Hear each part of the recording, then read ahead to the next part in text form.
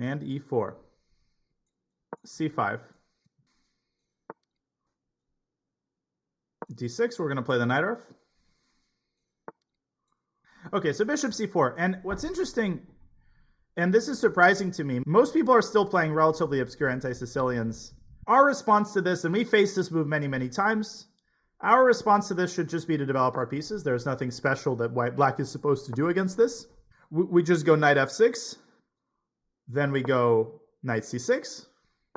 Yeah, and I'm happy to play you, Shroom. It goes without saying you get dibs on playing me. Now, very, very important point. There is a trap here that people who play this with white always rely on. You do not want to go bishop g4, and I'll show this in depth after the game, but bishop g4 is a terrible move on account of queen b3, forking the b7 pawn and the f7 pawn. Whatever you do in this position, do not go bishop g4.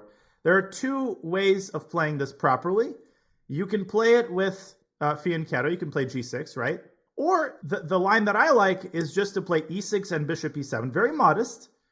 Very modest, but very, very solid. We basically immobilize this bishop. Then we play bishop e7, we castle. And what you're often going to see in this line, white is often going to drop the bishop back to b3, kind of like white does in an Italian or a Ruy Lopez. And when that happens, we often want to play the move b5 in order to expand on the queen side. So let's start by castling and completing our king side development. But our bishop is also immobilized. That's true, but we'll deal with our bishop. Our bishop will eventually find a nice square. Okay, now how should we continue here? There's many ways that we could play this. We could push d5, absolutely could push d5. We could do something a little bit more, we could play a6 and b5, right? And you have to understand that in such open-ended positions, there's going to be like 4 or 5 different ways of playing it. And you shouldn't sit there for an hour and try to distinguish between two equivalent ideas. I like the move d5 because it's ambitious and we're playing in the center and we're grabbing more space. And I like trying to punish such lines by playing principled moves, right? There's just something macho about playing d5 in this position. We're not messing around. And we're showing our opponent that we're not messing around. E takes d5, I think, is inaccurate. Obviously, we're going... Well, not obviously. We could take with the... Actually, we could very much take with the knight here. I like this move. And then play b6 and bishop b7. That's a setup I think is really underrated. Knight takes d5 and then b6 and bishop b7. The point is that we preserve the potential contact on the d3 pawn. Let me think about this for a second. You know what? Let's do it. Let's see what happens if we play knight takes d5. I know this is a very counterintuitive move. Very counterintuitive. But I can almost guarantee you that it's going to work out in our favor. He might open up with d4. That's absolutely true. But if we plays d4, we still go b6. We still go b6. Knight e4. Okay, b6. Why b6? For 2 reasons. We defend the pawn on c5, and we prepare to develop our light-squared bishop to b7. Okay, bishop b7. We develop our bishop defending the knight. And I think that black is slightly better here. Look how nicely our pieces are all positioned. Like, every piece is in the center. Our pawns are all defending each other. Like, everything is so compact. And very often a blunder happens immediately when in such a situation. And a blunder has happened immediately. Knight g5 loses the game on the spot. To what move? We take the bishop. Thank you very much. And then we take the knight on g5. And then we win. And that's all there is to it. That's all there is to it. Yeah, that's very disappointing from our 2000 opponent. Now, there is the move queen h5 here. I hope that some of you might notice the possibility of queen h5. But queen h5 is ineffective. Why is it ineffective? Because of h6, and we counterattack the knight on g5 and defend against mate at the same time. Okay, goodbye. Yeah, that's bad. That's actually bad from all perspectives. Like, white played the opening terribly. Not terribly, but like in a very lackluster manner. And then followed up with shoddy play. Yeah, that was it. I'm sorry about that. If white continues, and I have an idea for the next game. I'm going to have to run it by our VIP here. But my idea was actually to do like a piece blunder at this level. And to see if I can actually bounce back from a down a piece position at a 2000 level. Which might lead to a loss. I'm not going to deny that, but that could be really interesting to really, it would really press me. Okay, let's go rook a d8, get the rook into the game. That's going to be fun. We're going to do that next game. I'm going to have coffee, so we're going to be fully equipped. Okay, now let's focus on proper technique here, because while this might be boring to you, I still believe it is important to understand how to properly convert such position. Most of you do need work on that front. So let's not relax just yet. We need to have here a general idea of what it is that we're aiming to do. Basically three types of moves when you're converting an advantage. There is moves that just improve your position. For example, I would consider the move h6. I would play this move at some point. Not necessarily now, but at some point. So there's general improving moves. There are simplifying moves, moves that trade pieces and advance closer to the ultimate goal of winning the game. And then there are moves that accomplish some larger scale agenda, like what are we actually aiming to attack? How are we going to win this apart from simplifying? Well, the most effective plan here involves attacking the pawn on d3, piling up the pressure on that pawn. So let us begin doing that. And let's start doing that by playing the move rook d7. Now you might say, why are we walking into this pin? Well, this pin is completely innocuous. White has no way of putting more pressure on the knight on c6. He simply lacks the minor pieces to do so. And we can also follow up by playing a6 and forcing this bishop out of b5. Then we play b5, then we play rook d8, knight e5, and we pile up as much pressure as possible on the pawn on d3. Why did I not play rook d6? There is a reason. The reason is that I anticipated that white's going to double on the f-file, and I didn't want the f7 pawn to be hanging in that situation. So this rook is going to accomplish both a defensive task and an attacking task. Does that make sense? Okay, so we can play b5, we can play rook d8. It doesn't really matter what we do first, what we do second. Let's start by doubling rooks. Then we play b5. Yeah, rook g3, big deal, right? No problem at all. We move our queen back. Where do we move it back? Well, I wouldn't move it back to e5 because that's the square we want to reserve for our knight. Instead, let us drop the queen back to e7. Just, all of our pieces nicely positioned in the center. Then we're going to play b5.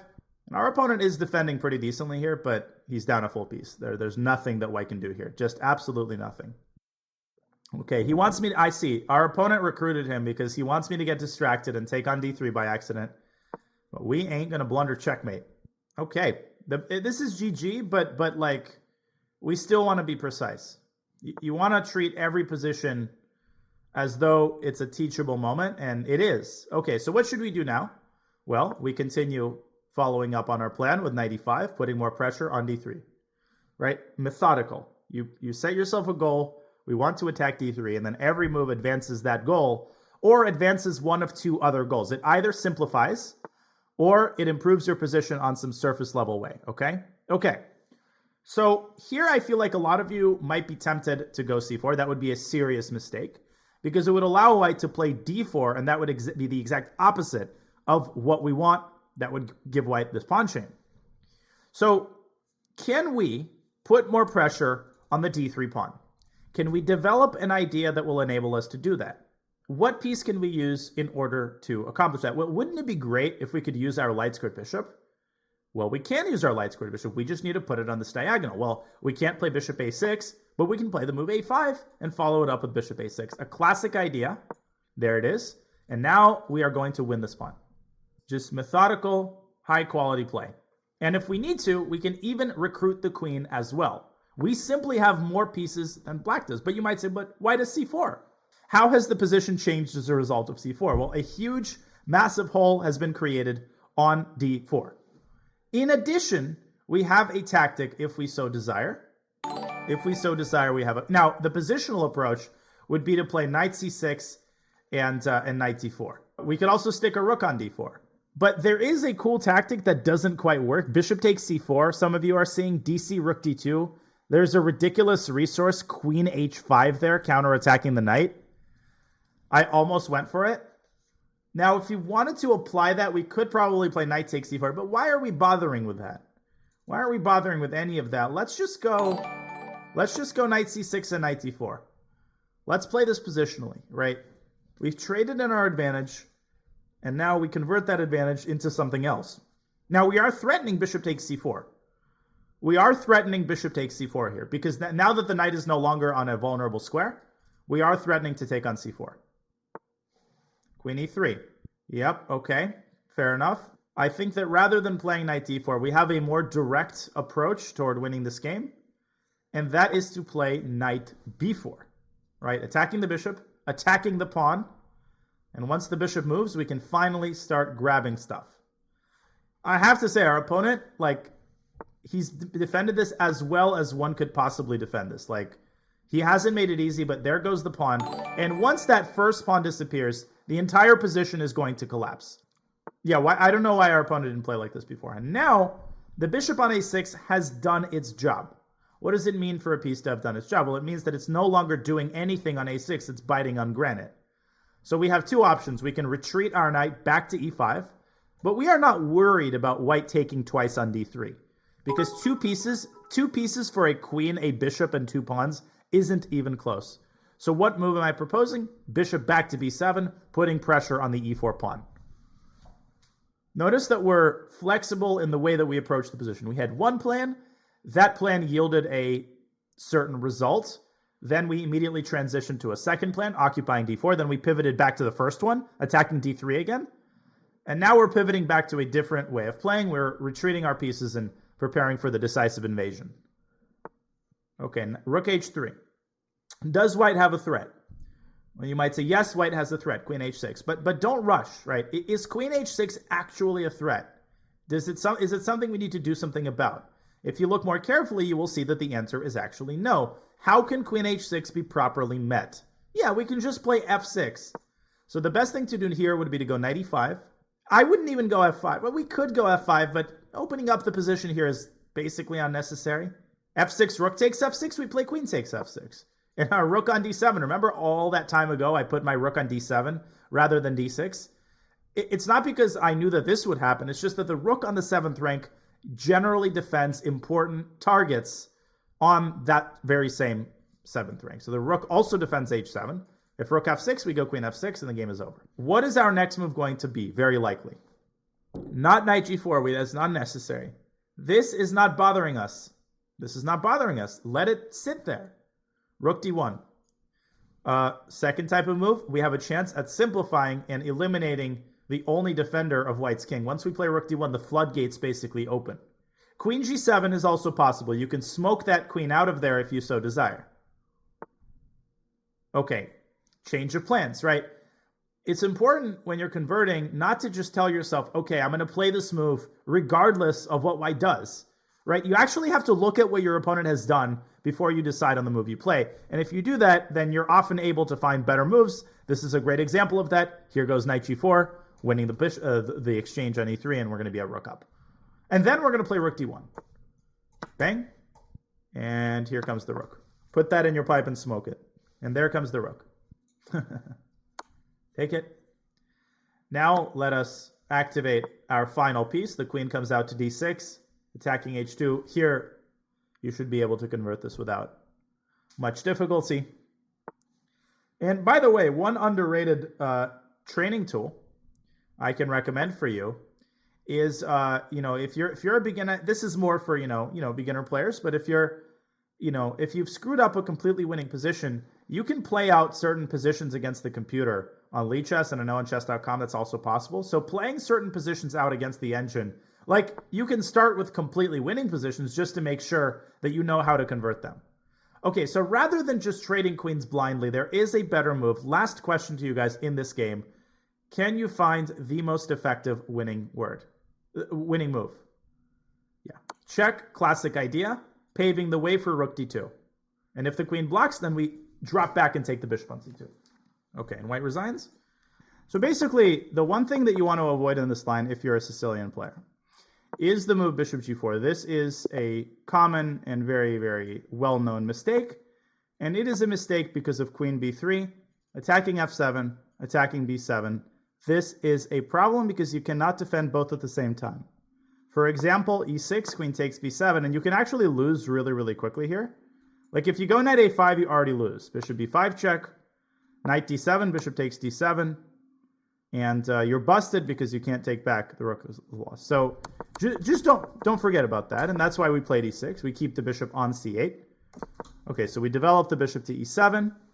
We castle. Yeah, White played this in a very lackluster manner, and so we play principally with d5. Some other plans in this position involve, for example, playing a6 and b5, or playing b6 and bishop b7. That's also totally fine.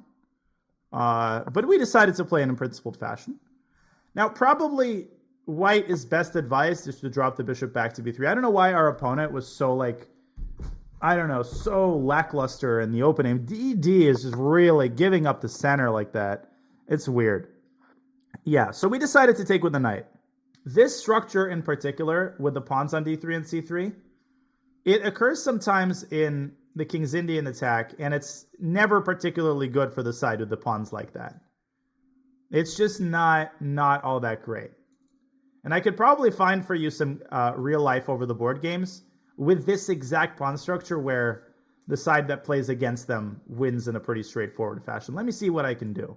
And this also happens often in the French, if you think about it. So here's an example that I just found. Okay, so some random game. This occurred out of a French. This Queen E2 line that perhaps some of you have seen before. Black puts together this Botvinnik setup with bishop on g7 and knight on e7. And you can probably see where this is going. Black plays d5, e takes d5, and here, I think, again, most people will probably play ed automatically, but not Andrew Big.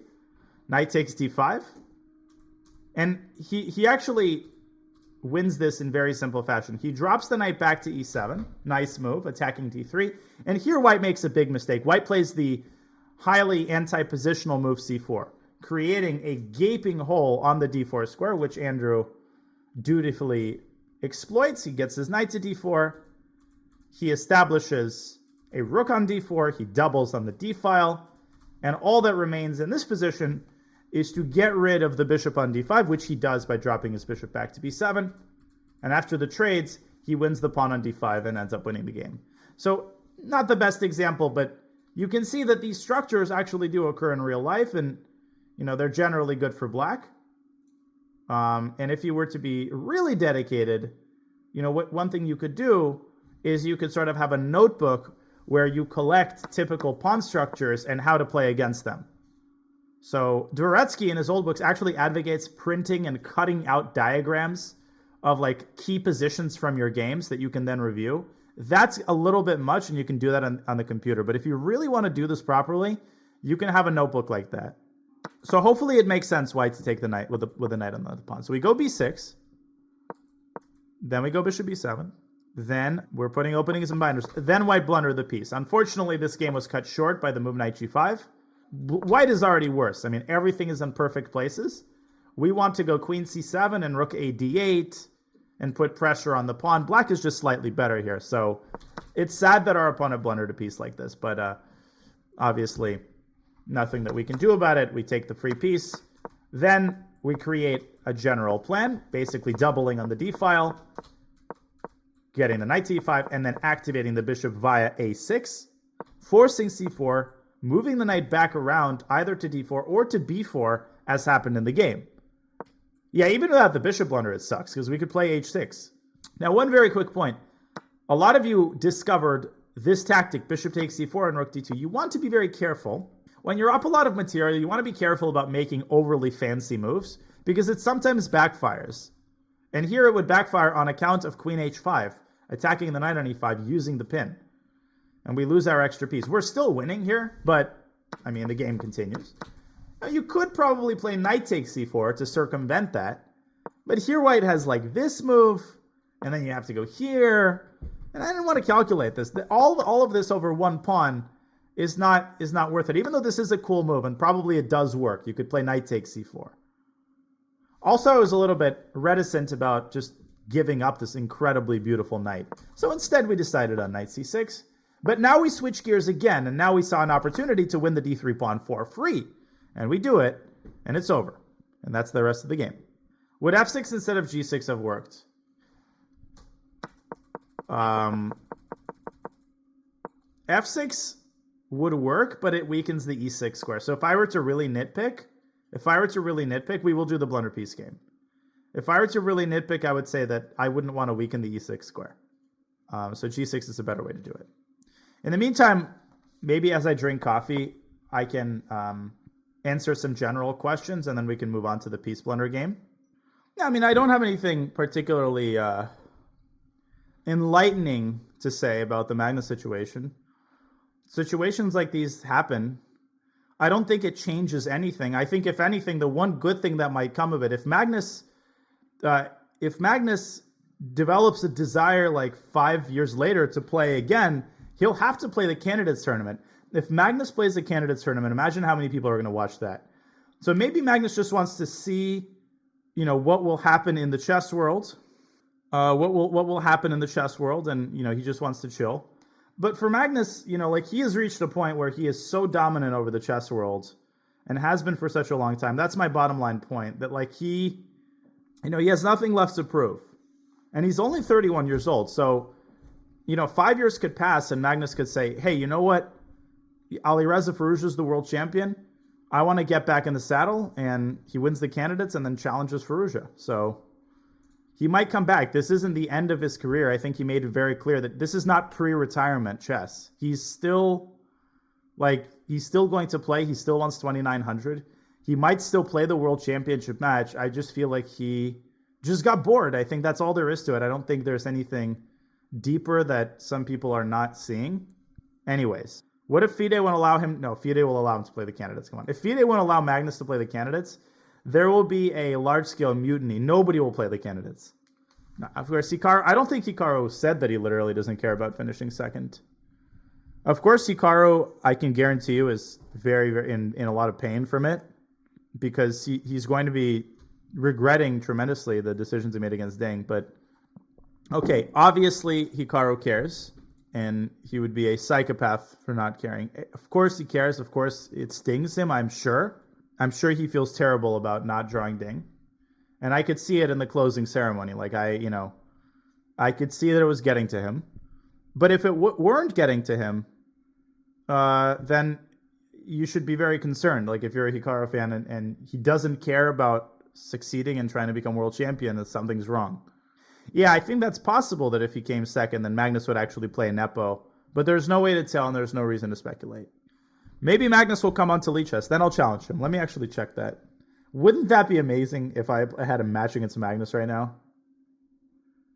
He is not online, unfortunately. But that would be amazing. He's not online. Okay.